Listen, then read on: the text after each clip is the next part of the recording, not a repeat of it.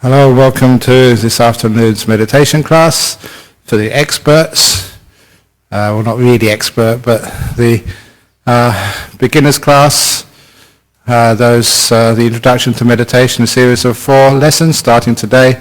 That class is in the room to my right. This is the ongoing meditation class for those who've meditated before and who could sit at least 45 minutes, and I think that because it's a longer time to sit meditation, so if you haven't meditated before, you'll find this a little bit difficult. So for those people coming for the first time to these meditation classes here in Buddhist Society in Nollamara, please, it's in the room to my right. This is the ongoing class.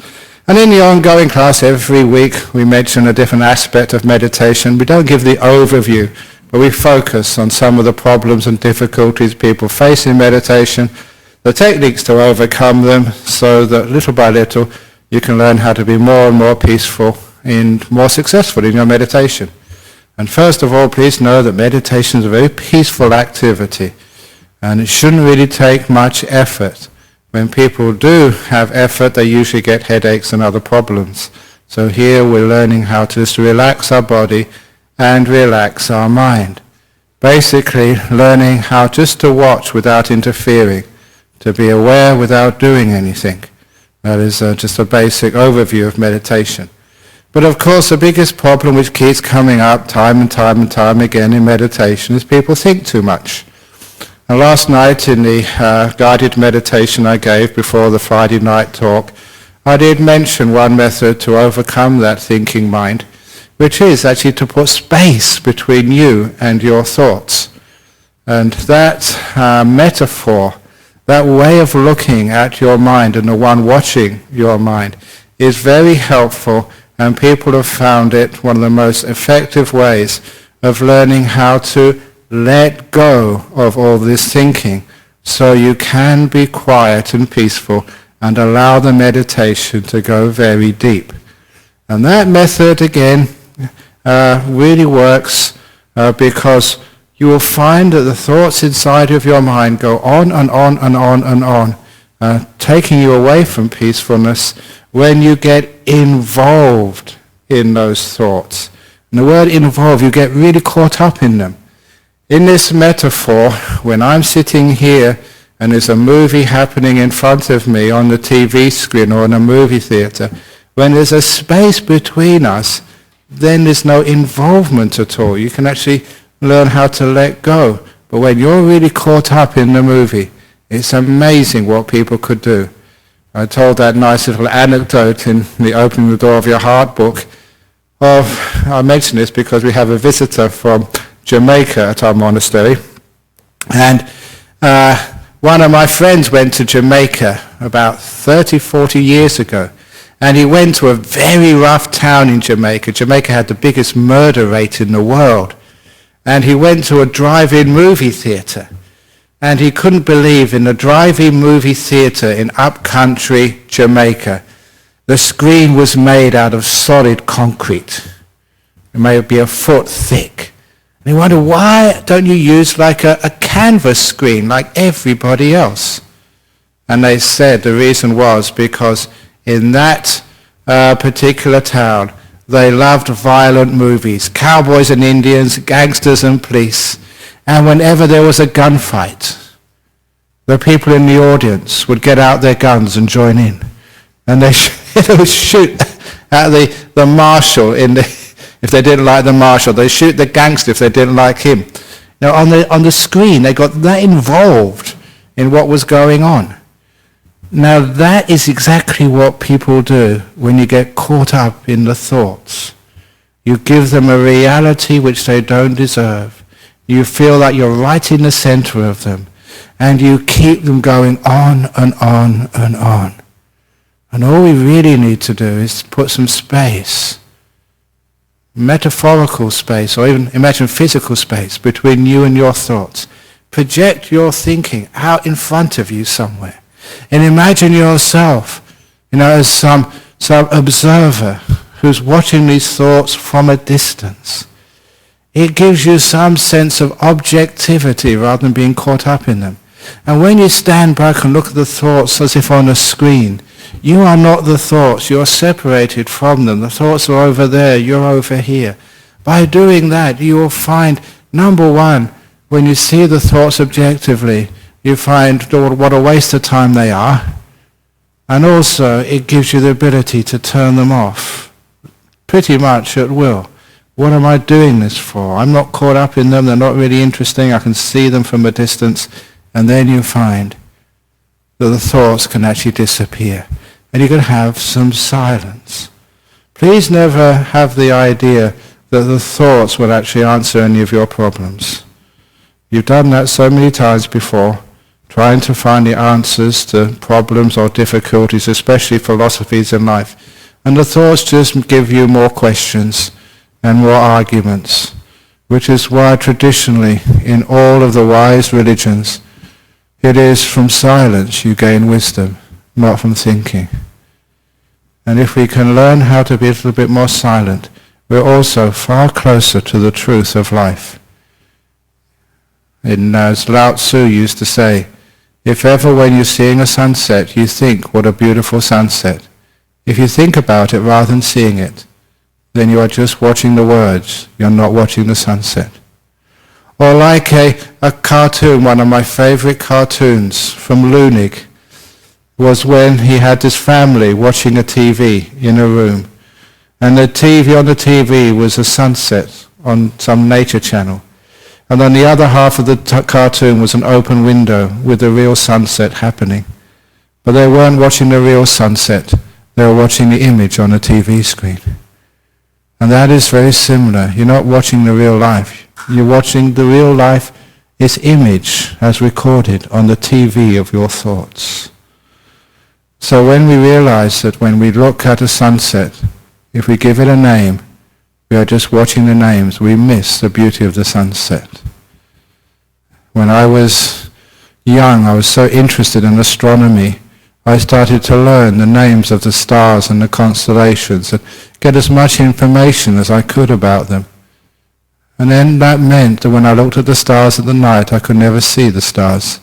All I could see is their names and what they meant or what I told they meant. And it took me so many years to learn how to forget all of those names so I could see the sun, see the stars at night just as everybody else could. Just to see their beauty, not their names. It's the same that sometimes people come for a walk in our forest where our monasteries are, and they give all of the names of the different species of trees. The only tree I know, and I've been here living in Serpentine about 31 years now, I just know them as gum trees. I don't know what particular species they are, and that's on purpose. Because if I knew what species they were and what subspecies and what class of which subspecies, then I would just think too much and I would never be able to appreciate the beauty of the forest. So, okay, somebody wants you. This is the introduction to meditation classes on the room to my right. So this is where we learn how to take away the value of thinking, put some space between us and the thoughts, not to get involved in the thoughts. And then you find those thoughts, they won't last very long. And you'll have some silence. When you do have the silence, you'll actually be seeing things in their raw rather than what you think they are. You won't be giving them names. You'll see them for what they are. Now this is so important to get peace in meditation and also wisdom in meditation. So when you are meditating, you know what happens for so many people? They start thinking, and it's only when the thoughts are over that they say, oh my goodness, I've been thinking all the time, I've wasted so many minutes, or maybe the whole meditation. When you learn how to put space between you and your thoughts, it means you are much more aware of what you're doing. You don't get lost inside the thoughts. You're apart from them. The other simile which I like to give is a simile of being in a jungle. You don't know which way to go. You're lost in the middle of things. And if you find a tall tower, a hill, or climb the top of a tree, then from above the forest you can find your directions. You're not like caught up inside the forest. You're above it with a bird's eye view. That's like being caught up in the forest of thinking. You don't know which way to go. But if you can imagine the thinking, your thoughts as a forest, and you stand away from it, you stand apart from it, and then you actually can see the thinking from a distance, then you get your idea of what all this thinking is. You get a bird's eye view of a forest, you know which way you can go. You don't get lost. So those are some ideas about how to deal with the thinking mind, so that when you are meditating, that's one big problem that you can overcome. And it's also, if you can overcome it in meditation, you can let go of the thinking, allow it to just to stop by itself when you give it space between you, the observer, and the thoughts. You'll also find if you have any problems or difficulties in life, any disappointments in life, you don't go thinking, and giving yourself a headache and losing sleep at night. Too many people do not know how to sleep efficiently. And if we can only just learn, even when we go to bed at night, putting some space between us and our thoughts. I'm over here, my thoughts are out there. Then you may be able to let go of those thoughts and have a really good night's sleep and not worry about anything. You deserve it. Okay, so that's just a little bit of instructions on how to overcome thinking.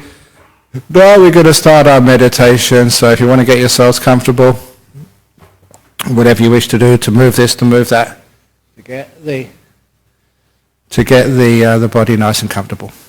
Before we start, I'm going to, as usual, give the introduction, give the guided meditation for the first 5 or 10 minutes, and then to let you go and to follow the meditation as you wish.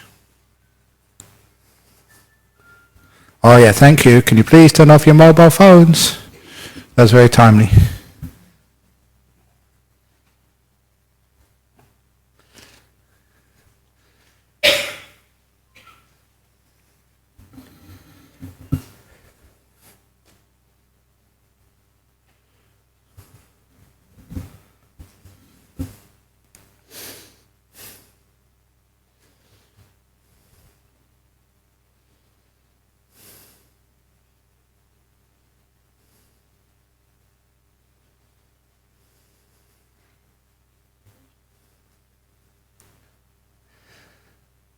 So close your eyes. In some traditions they keep the eyes open, but that just makes too many distractions.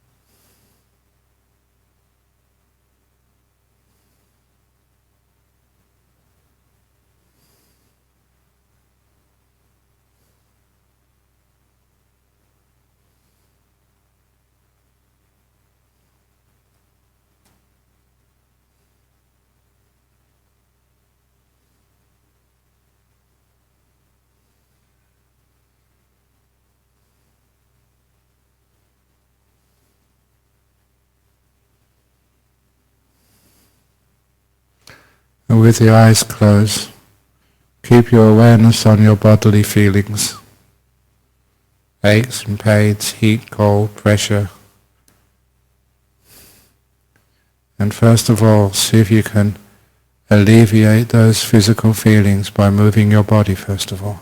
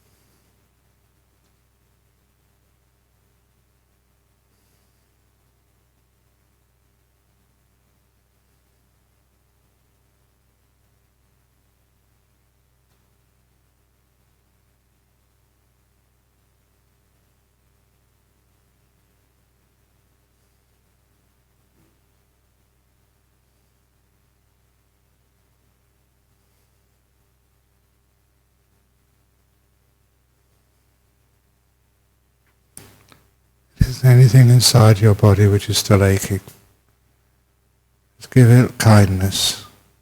The mindfulness will give you feedback to show the feeling becomes softer. And you can relax headaches, pains, tensions inside the body just by mindfulness plus kindness. You relax things part by part.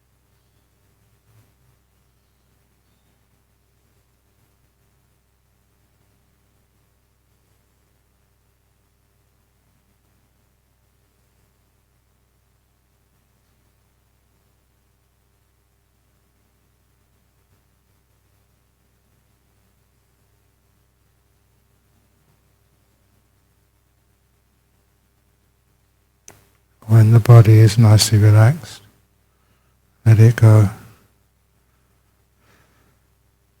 And focus on relaxing your mind, the mental world.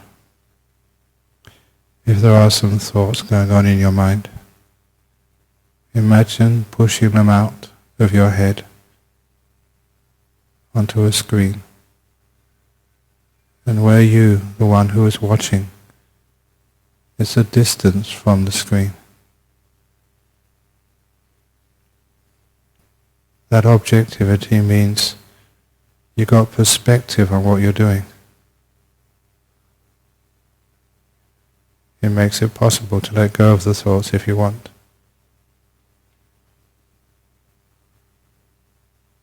When you're lost in thoughts, you literally are right in the middle of them, like lost in a forest. When you push them out and you're separated from them, the one who's watching and the thoughts distant from each other. It's like having a bird's eye view. You're not in the thoughts anymore. You can fly above and beyond them into silence.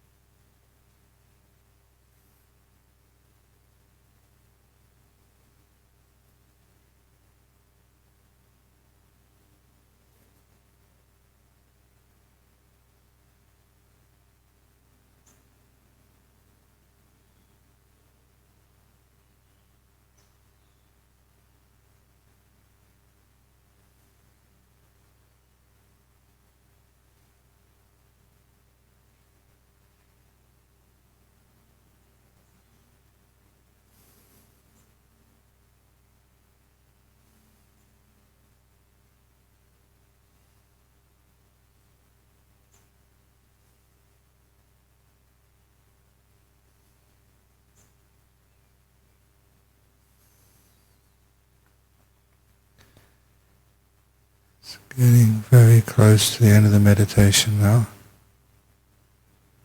Just be mindful of how you feel, how much you've relaxed, how much peace of mind there is.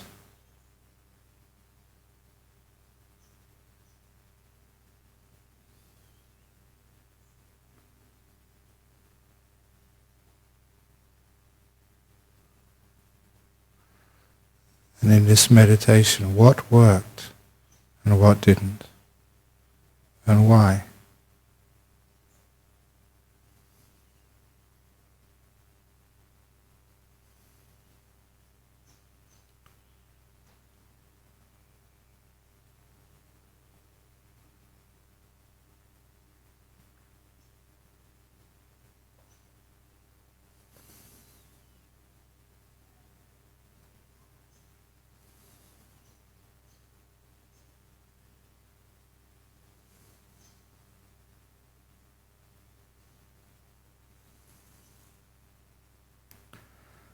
I will now ring the gong 3 times. Please wait until the last sound from the gong vanishes. And as it does, open your eyes to end the meditation at the vanishing of the 3rd ringing of the gong.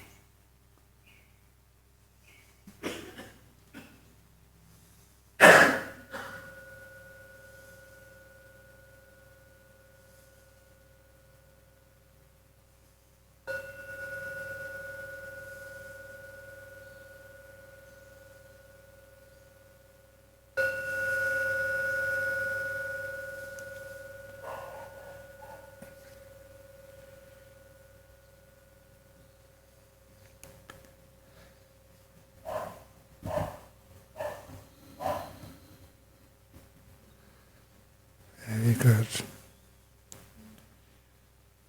So,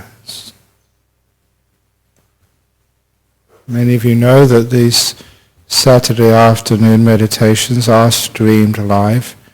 So if those of you who can't come to the Saturday afternoon or you're overseas, the people listen in from all different countries and they have the opportunity of asking questions. Today we have 2 from Thailand and 1 from the United States. The first one, how do I deal with intense anxiety during meditation? It's a feeling that comes with no cause and I feel it deeply. So standard, any sort of feeling like that which comes in meditation, at least in meditation you have the opportunity to develop some awareness. So first of all, anxiety will get worse if you try and get rid of it. So instead we just investigate, what does anxiety feel like?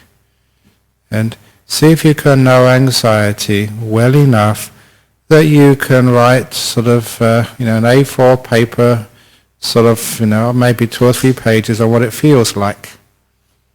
In other words, really be aware of it. Sometimes people say, I feel anxious, but people say, what does it feel like? Describe it to me. You say, well, it's just anxious, that's all.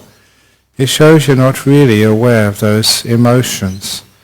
So number 1, really get to know it. Understand how it feels as fully as you possibly can.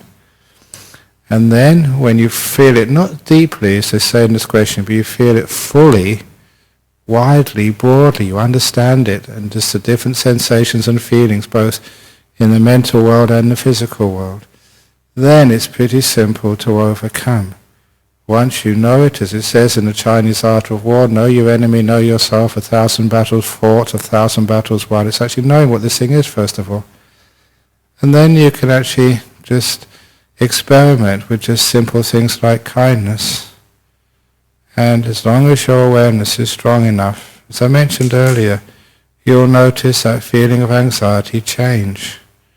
It's not the same feeling constantly from moment to moment, it changes. And if you're aware of the change, you'll notice that when you are accepting, kind, warm, embracing of those emotions, you'll find its intensity decreases. You can notice that because you're aware of what's going on. You're not trying to get rid of it, you're just getting to know it. And you'll find as it gets less and less, you'll associate The attitude which lessens things like anxiety is acceptance, kindness, basic compassion. Once you get that and you make that connection, the rest is very, very easy. You get so compassionate you can just relax the anxiety totally away. As you also relax aches and pains in the body totally away. You get to know them first of all, basic mindfulness, awareness of these problems. I mean, really get to know them. That's a standard which I set for people. Can you just write down, maybe 1,000 words on what the anxiety feels like? You get to know it that well. And then when you get to know it that well, add this beautiful kindness to it, and you find it vanishes. Second question.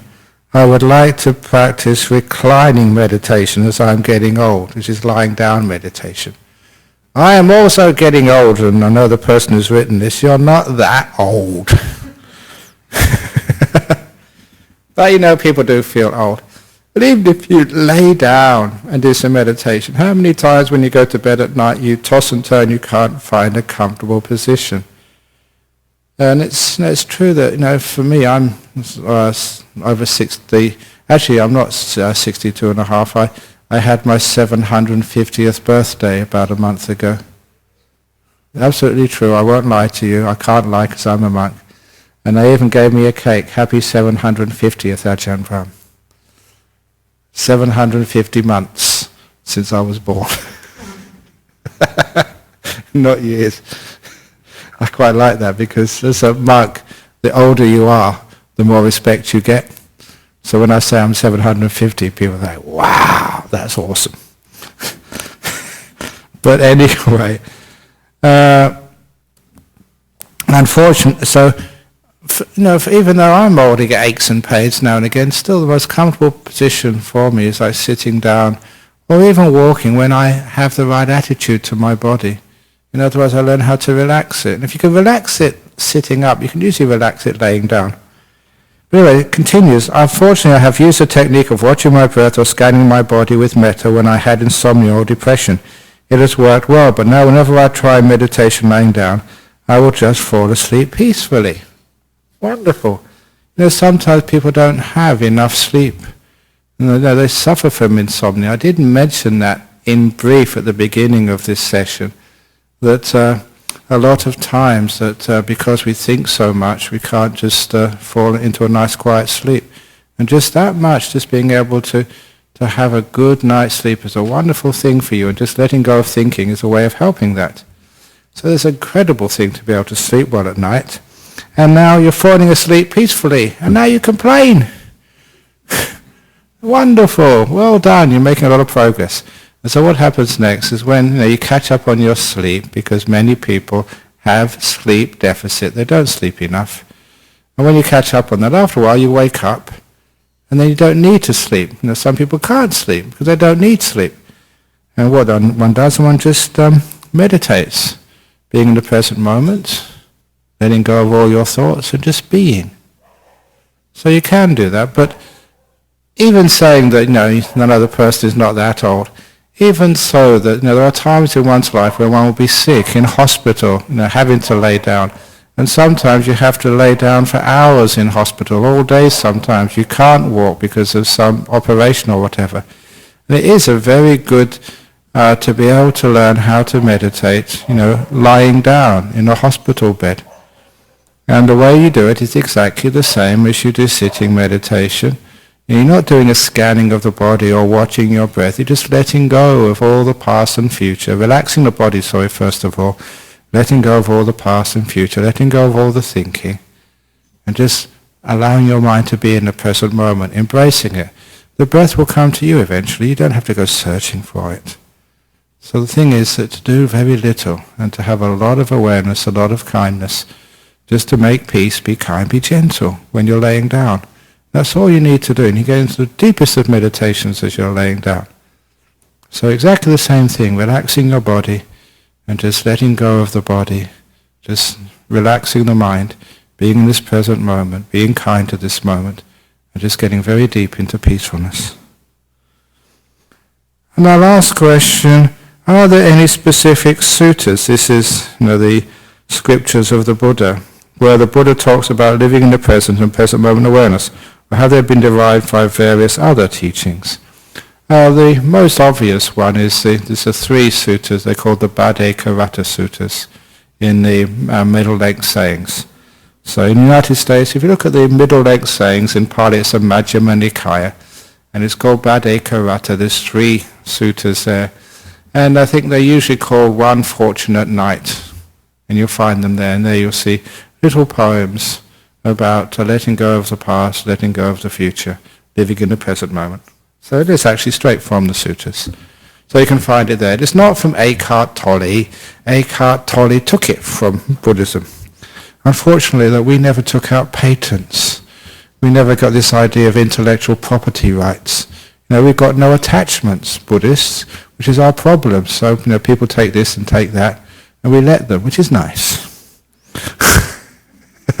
But it means that sometimes people make a fortune out of these sorts of stuff, which you hear here for free. There was a fellow who came to see me over in Kuala Lumpur some years ago, a really, really rich, came from a very rich family. And because he came from a rich family, when he had some sort of psychology problems, he went all the way to United States to, I think this, what was it called? It's one of these clinics which in Cleveland, Ohio, I think, where all these wealthy film stars and sort of rock stars go for rehab. And had a personal session with John Kabat-Zinn, who took this mindfulness business. What was it called? Anyway. No, the actual clinic. Maya Clinic, yeah. That's the one. And he was, so paid an incredible amount of money for this. And when he came to hear my talk, he said, this is ridiculous. You give your talks for free. And it's far, far, far better than I paid all these thousands, hundreds of thousands of dollars for, to get it from the source. I said, yes, it's because we don't charge for it. That's why people don't come. And there's a lot to be said with that. So you get it from the source here.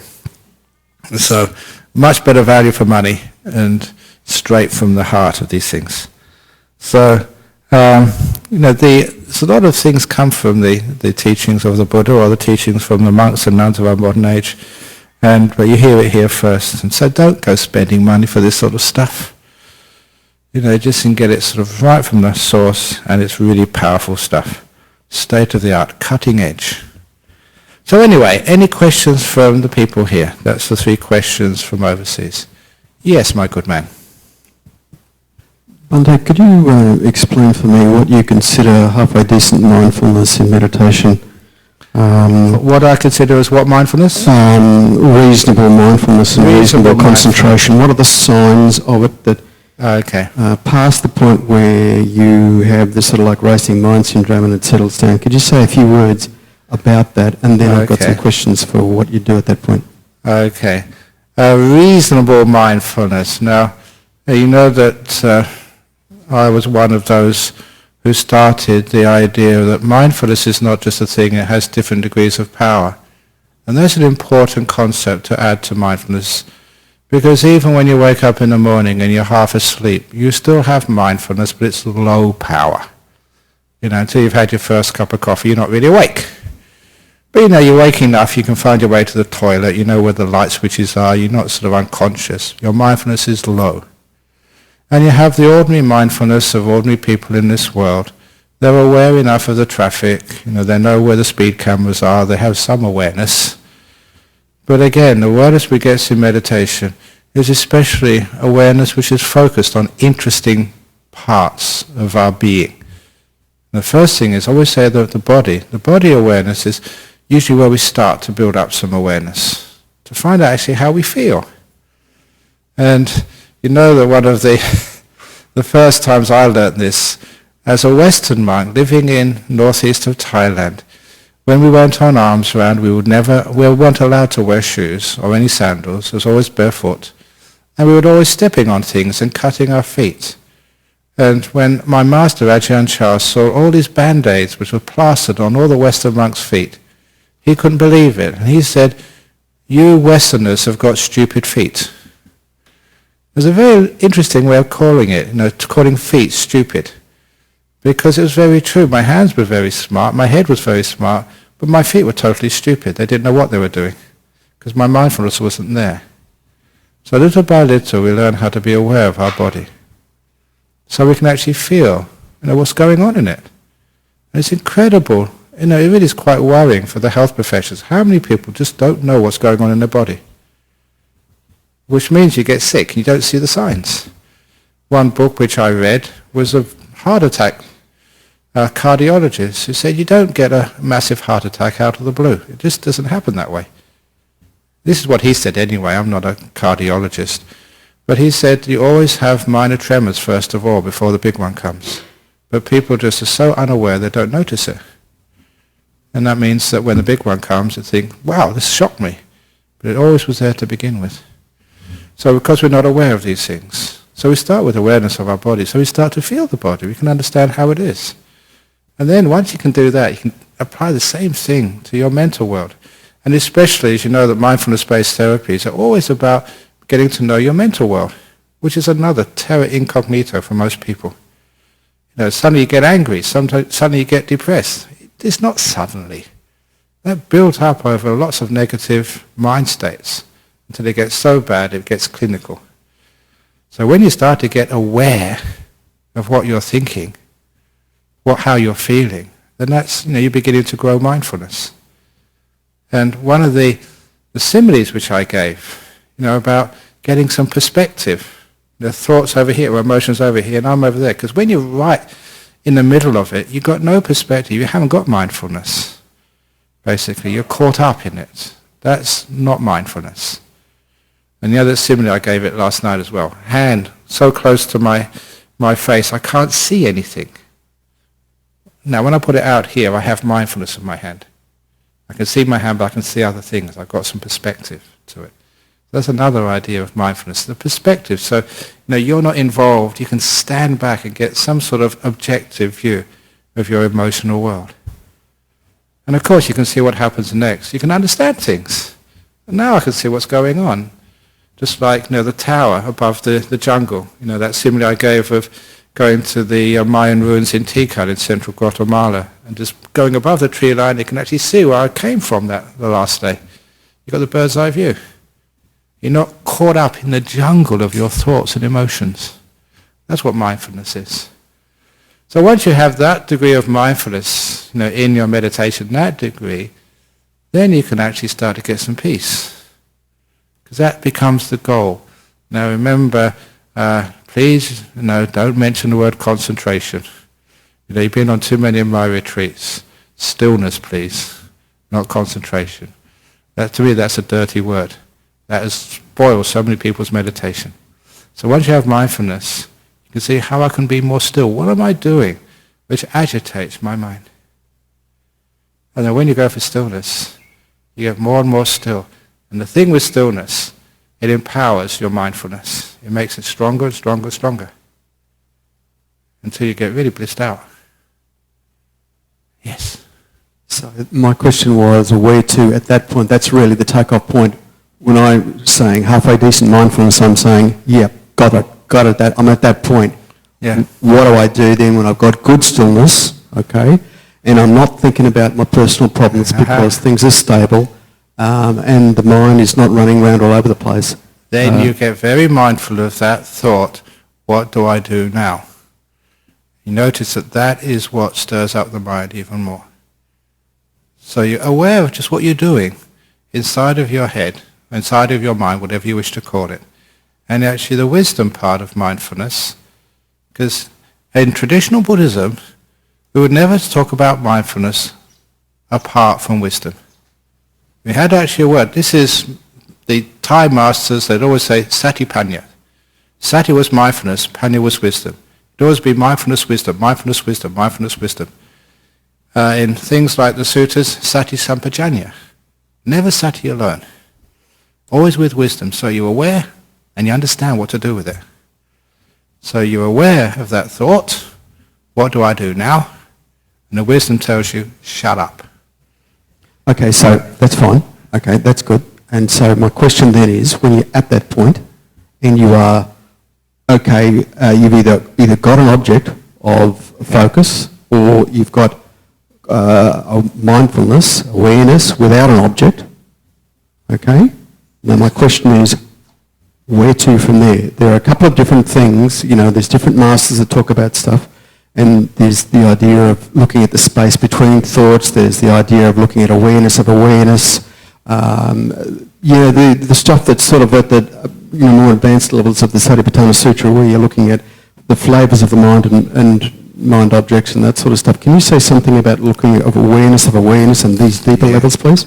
Now, first of all, you always have an object. So there's always an object of your awareness. You can't have awareness without being aware of something. So sometimes when you are aware and you're not quite sure what it is, find out what it is. That is a simile of like going out from a lit room into the darkness. At first you can't see what's going on. Stay there. Don't move, don't go anywhere, don't change anything. And soon the pupils of the eyes dilate and you can start to see things. That's what happens in your meditation. If you think you haven't got an object, it means you can't understand what it is. Stay there. And let the object which you are aware of just evolve, manifest itself. So the point is, in each one of these, you're always doing something. You're trying to direct your meditation. And that means there's no more stillness. Whenever you do anything, whenever you make a choice, whenever you say, what should I do next? How should I proceed? That question is what stops the meditation developing. No, but I'm talking about something much deeper than that, where you are not indulging in cognitions, which is what you're talking about. I'm saying past that point, it's way past thinking. It's a feeling type state. It's like putting a spotlight or something. Even the act of focusing a spotlight is an act of will. And I'm saying when you have got good concentration and at that point, and you've oftentimes said, and I know that you're a teacher that teaches absorption meditation techniques as opposed to other teachers in the Burmese tradition, that sort of stuff. So there may be a pathway. I don't know, but the point about it is, at that point where it's really, really subtle, okay, awareness or whatever you want to call it, could you say something about those sorts of, that point? You do absolutely nothing. You can't have awareness of awareness. You are aware that you were aware of something in the past. So you're going back in time, you've lost the present moment, number one. So when you're actually at that stage, you're very careful not to do anything. If you like your mindfulness, like the simile of the two guards, they guard you from actually doing anything. There's an old, I like to say jokes because people remember them. I read in one of the in-flight magazines once that very, very soon you'll have pilotless planes because pilots who are driving planes make too many errors, and just the technology is so good that if it's all done automatically, you don't really need pilots, and the reaction times of the sensors is fractions of a second. A pilot takes at least half a second to make a reaction, and sometimes it's too late. So they said in the future there will be just one pilot in the cockpit with a dog. There's only two people up front. The pilot's job is to feed the dog, and the dog's job is to bite the pilot if it touches anything. Now that is what you do in that type of meditation. You should have a dog which bites you if you try and do anything. In other words, you stop. Thanks. So I think you get it. When you do a simile like that, which is a funny story, you actually get it. This is automatic. Don't do anything. So if you can have a dog there which bites you, whenever you try and do something, what should I do next? And then you stop messing around. Okay, so we've gone over, but it's good stuff. So thank you for listening, and now we can pay respects to Buddha, Dhamma, Sangha, and then we can go and do whatever we need to do.